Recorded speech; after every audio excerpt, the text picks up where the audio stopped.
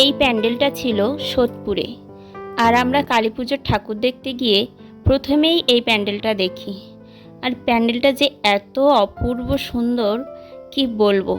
পুরো প্যান্ডেলটা ছোট ছোট কাঠের টুকরো দিয়ে সুন্দর করে বানানো, মানে এত সুন্দর হাতের কাজ। আর প্যান্ডেলের সামনে এরকম একটা মায়ের মূর্তি, বেশ সুন্দর লাগছিল মূর্তিটা। আর ভেতরে গিয়ে ভেতরেও পুরো কাঠের কাজ, খুব সুন্দর। ছোট্ট ছোট্ট কাঠ দিয়ে এত নিখুঁতভাবে এত সুন্দর করে প্যান্ডেলটা বানিয়েছে, দারুণ লাগছিল দেখতে। আর মেলোডিকে যখন বাড়ি থেকে নিয়ে যাই তখন ও ঘুমাচ্ছিল, এমনকি প্যান্ডেলের সামনে দিয়ে যখন ঢুকি তখনও ঘুমাচ্ছিল। আর প্যান্ডেলের মধ্যে গিয়ে ও জেগে যায়। তারপর ওকে সুন্দর করে ঠাকুর দেখাই, ঠাকুরকে প্রণাম করতে বলি। এরপর আমরা ঠাকুরের সামনে অনেক ফটো তুলি, বেশ ভালোই লাগছিল। আর ভেতরটাও ওরা খুব সুন্দর করে বানিয়েছে।